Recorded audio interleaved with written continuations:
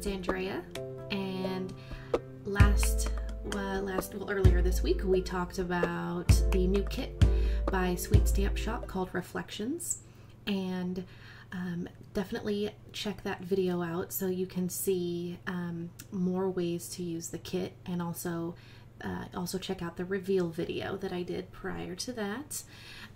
Today I am showing my process video for my title page that I'm doing for my Whole30 experience that I am still currently on.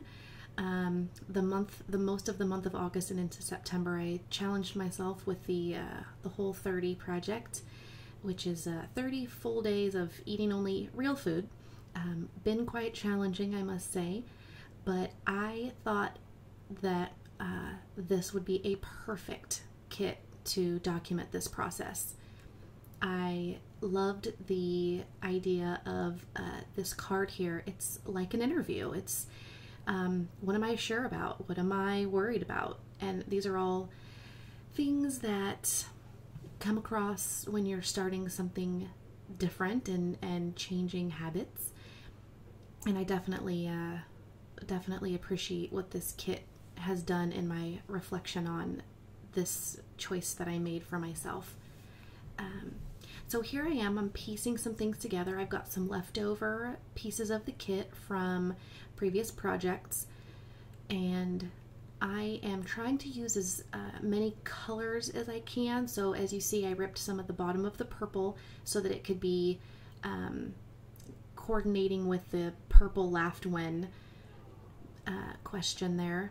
And I always try to balance out the colors. So there aren't any other purple embellishments in the kit, so I definitely wanted to use the purple paper.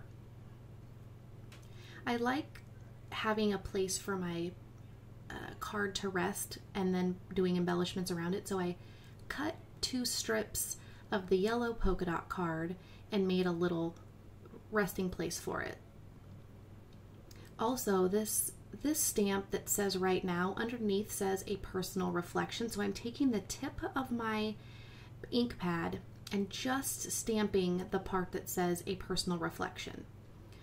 I stamped it on a piece of striped card, and I stamped it directly on the green. And now I'm using a flag to help as a template to cut the end of my paper, because I can never do it by hand or by eye. So I did take a moment off camera to jot down what my answers were going to be. First of all, I couldn't write in pencil first, so because the paper is a bit slick, and I was afraid I would smudge my pen mark. So I wrote down on a separate piece of paper what I was going to write, making sure that it was going to fit, and then I just prayed that my handwriting was going to hold up and I wouldn't make any mistakes. I think I did good. Now I'm going to get out some embroidery floss. So I wanted to add a little bit more texture, and as you'll see coming up soon here, I'm gonna use it to attach the buttons also.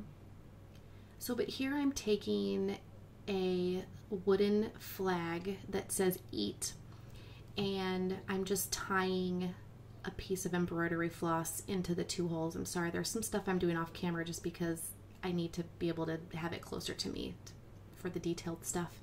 But I'm just tying it in a knot so that it stays, and then I've tied it in a bow, and I'll end up clipping the longer ends. I'm evening out the bow just so that it doesn't look super messy. And then those are gonna go on last, but I found just some extra little things, like this little circle that says "make stuff." And part of the Whole30 program is pre-making a lot of food so that you have good stuff on hand, and that was, and trying new recipes and thinking outside of what I normally would want and what my body would normally crave. So I wanted to find words and embellishments that really spoke to what I was doing and what I was going through.